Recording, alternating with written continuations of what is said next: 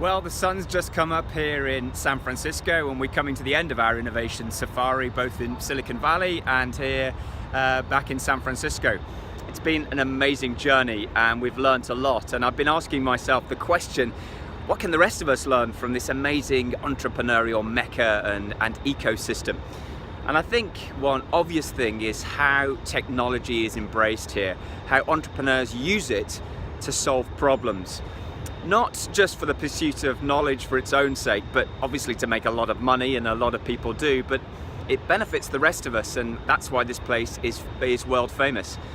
And the phrase that I've heard over and over again while I've been here is, we are using artificial intelligence too, and you can insert the problem there, specifically machine learning. So I wanted to talk about that today because I think talking about machine learning now is the equivalent of making a video about mobile internet and smartphone technology 10 years ago.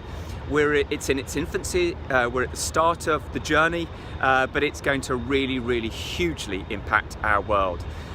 So first of all, what is it? In my experience, a lot of people are unsure of what it is, so I'm going to try from a non-technologist point of view to explain it very simply. So here you go.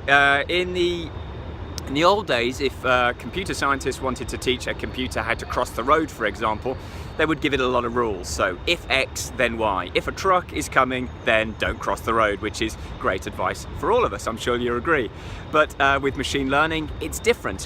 What they do is give it an objective, go and cross the road, and then just expose it to millions of bits of data, in this case maybe pictures or videos or other data of people successfully and unsuccessfully crossing the road, and the machine learns itself. The clue is in the title. It's machine learning. They're starting to teach themselves like human beings teach themselves to a certain extent. So what does this mean? It just has huge implications, because it means wherever there's data, machine learning has the potential of stepping in. And of course there's data everywhere. I'm now filming this on my iPhone, and this creates a data trail wherever I go or whatever I do. This thing knows, and it sends the data elsewhere.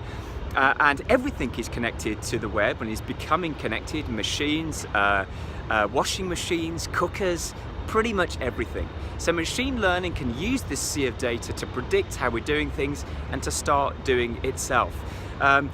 Somebody said this week quite memorably, if your children or you are using free products on the internet, you're not looking at the product, you are the product, because the product is your data. It's very valuable.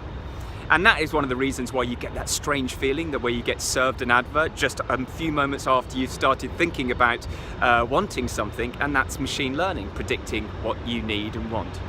Now this is going to change everything, because it means anything that's repetitive or predictable, machine learning can start to step in and start to look at doing it for us.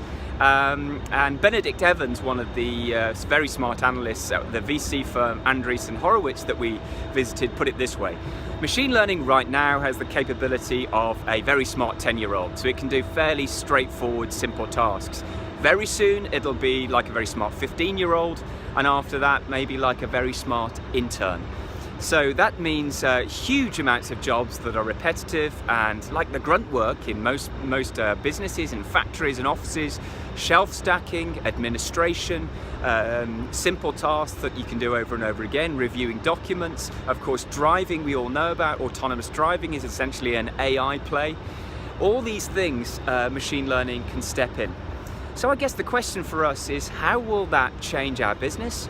How will that change your cost profile? And what will it mean for you and your competitors? So here's a question just to think about. If you had infinite interns, access to infinite numbers of interns, which is effectively what machine learning is, how would that change how you're doing business? Because that is one of the fundamental questions we're facing. How are we going to change how we do business? And what are the tasks that are left for the rest of us humans?